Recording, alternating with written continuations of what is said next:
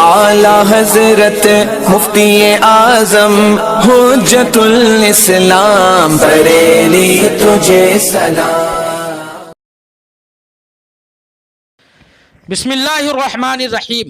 والنصوص من الکتاب والسنت تحمل على ظواہرها والعدول عنها الى معان يدعيها اہل الباطل الحاد بکفر۔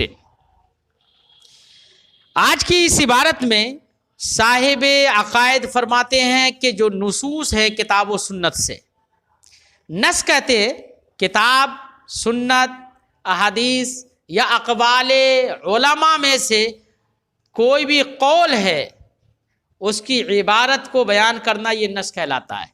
یہ اصولیین کی اصطلاح کے اصطلاحی نص نہیں ہے، بلکہ یہاں پر نص بے معنی لغوی ہے۔ نص یا نص بیان کرنا، تو جو عبارت کسی بات کو بیان کر رہی ہے وہ عبارت کو ہم نص کہتے ہیں۔ تو یہاں پر ظاہر نص، مفسر، محکم جو ہے نا، ان کا مقابل جو نص ہے وہ مراد نہیں ہے یہاں پر، سمجھے نہیں؟ تو نصوص کتاب اور نصوص سنت کو ان کے ظاہر ہی پر محمول کیا جائے گا، اگرچہ ان کے باطنی معانی بھی ہیں۔ باطنی معانی تک کوئی پہنچنا چاہے فبیہا، بہت اچھی بات ہے، باطنی معانی تک بھی پہنچے۔ ہر ایک ظاہر کا کوئی نہ کوئی باطن بھی ہے، لیکن یہ کہنا کہ ظاہر مراد نہیں ہے، صرف باطن کا قول کرنا ہے نا، باطن کا قول کرنا، یہ الحاد ہے اور کفر ہے۔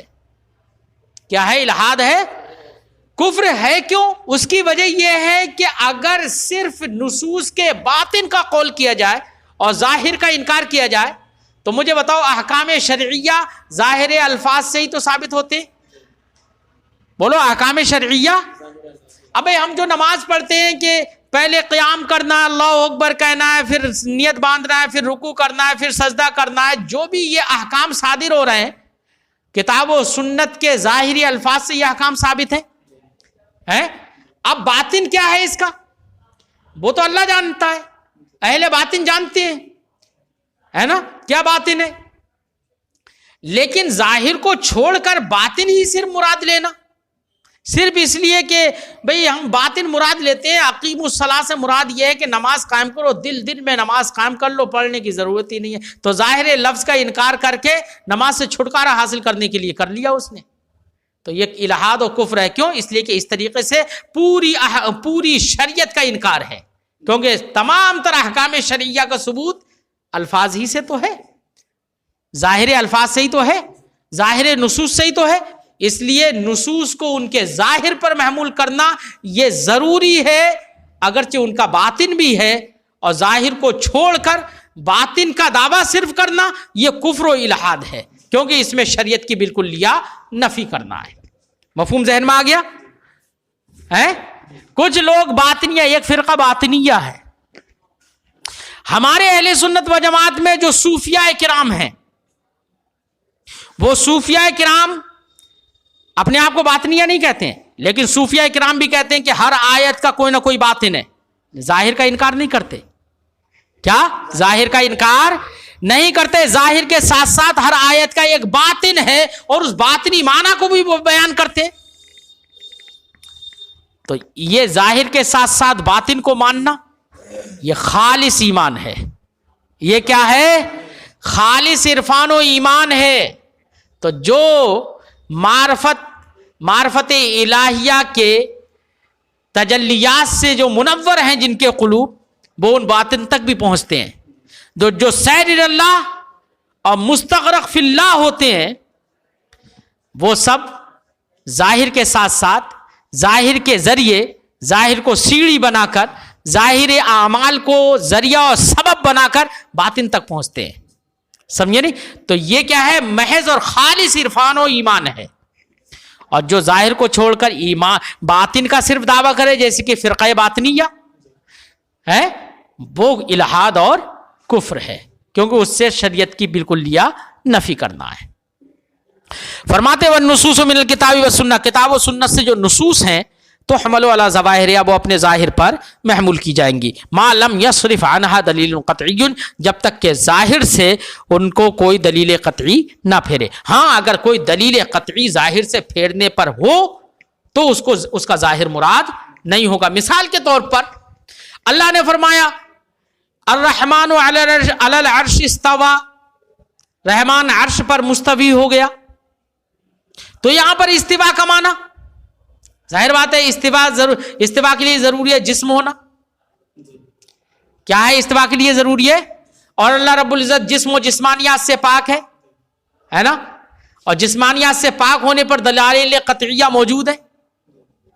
جب دلائل قطعیہ موجود ہیں تو وہ دلائل قطعیہ یہ بتائیں گے کہ یہاں پر استوا کا اس کا معنی ظاہری مراد نہیں ہے، لہذا ظاہر سے پھیر دیا جائے گا۔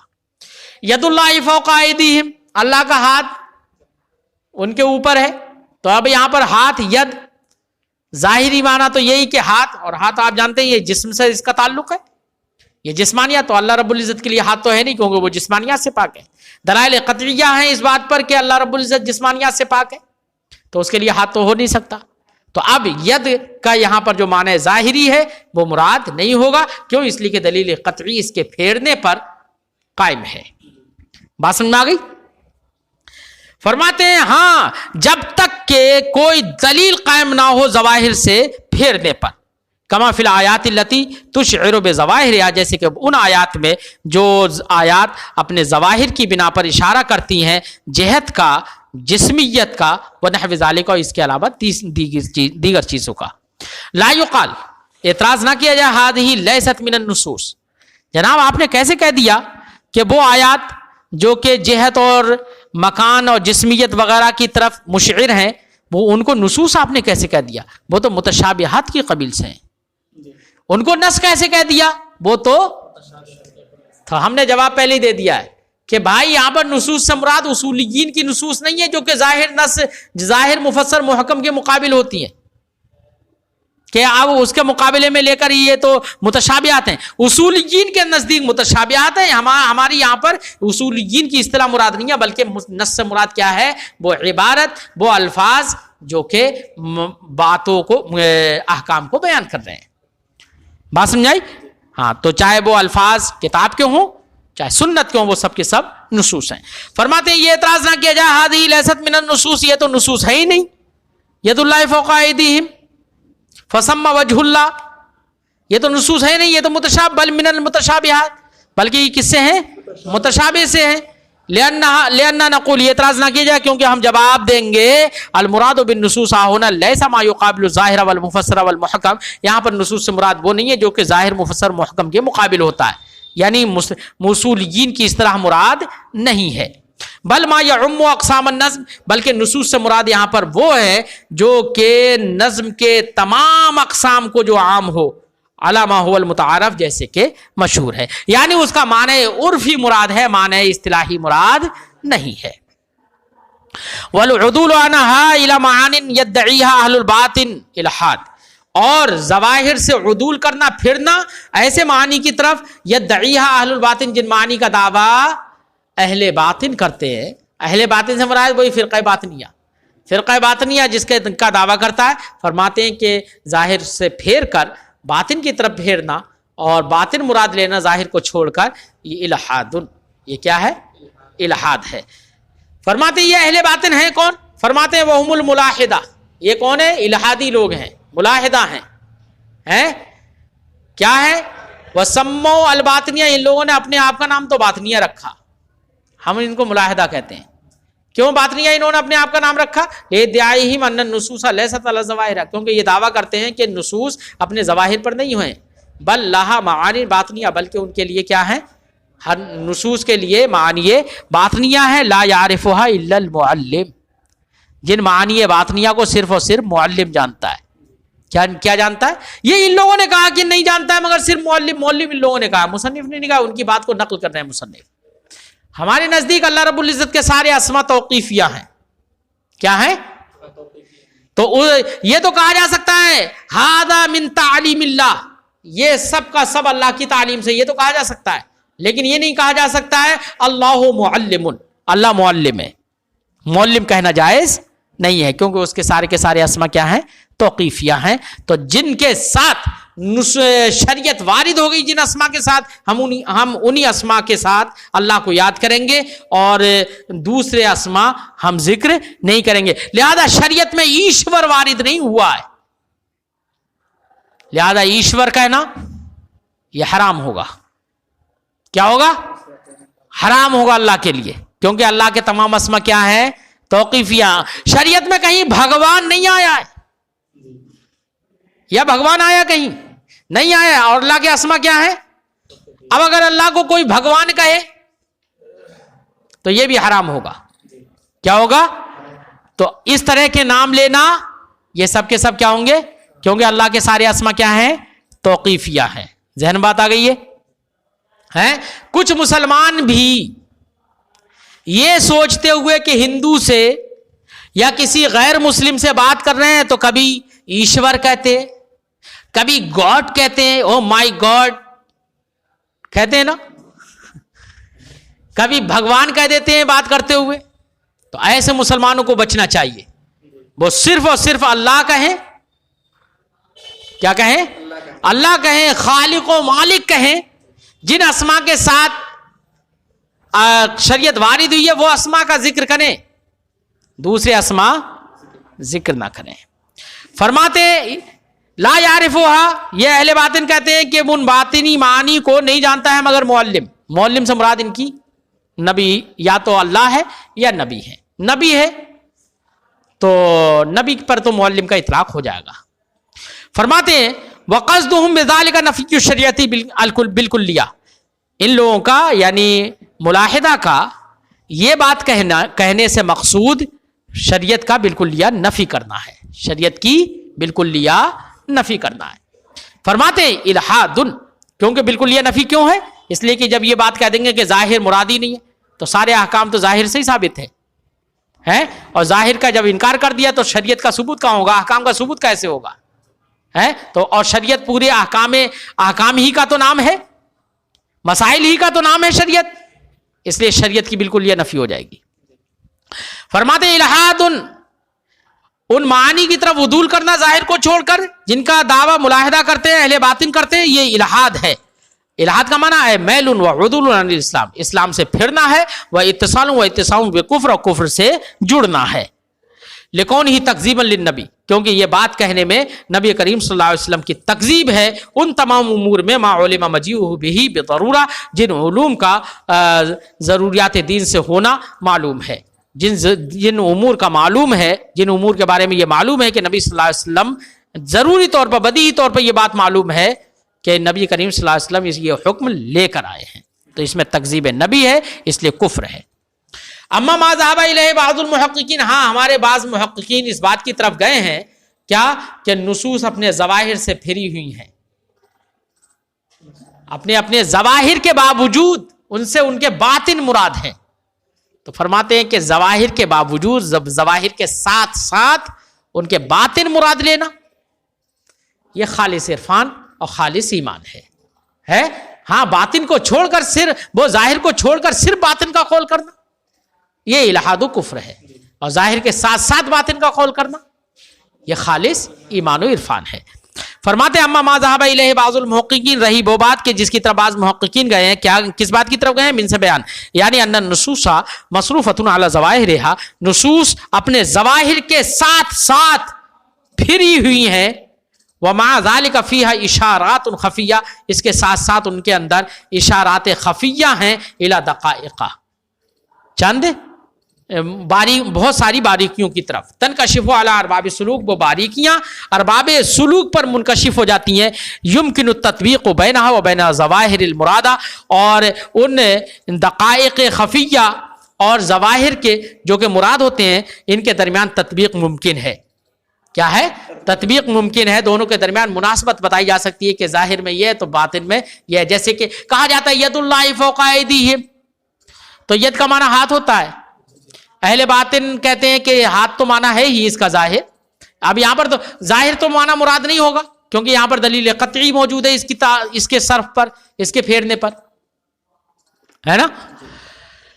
اب یا ہم تو یہاں پر تو دلیل ظاہر سے تو پھیری ہوئی ہے، مانا ہے اس سے مدد و نصرت، دونوں میں مناسبت کیا ہے کہ جیسے عام طور سے احسان اور مدد کرنا ہاتھ کے ذریعے سے ہوتا ہے نا، ویسے یہاں پر بھی اللہ رب العزت کی مدد ہے، تو اس لیے مدد کو بیان کرنے کے لیے ید کا ذکر کر دیا گیا ہے نا۔ اقیم الصلاۃ کہا گیا، نماز قائم کرو، ظاہری طور پر تو وہی ہے کہ رکوع کرو، سجدہ کرو، قیام کرو، قرات کرو، یہ سب کرو، اور ویسے اس کا بات نہیں مانا، نماز قائم کرو یعنی اللہ کے عشق میں مستغرق ہو جاؤ۔ تو اللہ کے عشق میں مستغرق ہونا اور اس نماز پڑھنے میں دونوں میں مناسبت بھی ہے۔ نبی کریم صلی اللہ علیہ وسلم نے فرمایا تم نماز پڑھو اس طرح سے جیسے کہ تم خدا کو دیکھ رہے ہو، اور اگر یہ تصور نہ بھی ہو سکے تو یہ تو تصور کر ہی لو کہ خدا تمہیں دیکھ رہا ہے۔ ارے بات سمجھ میں آئی نہیں؟ تو مناسبت تو ہوگی نا۔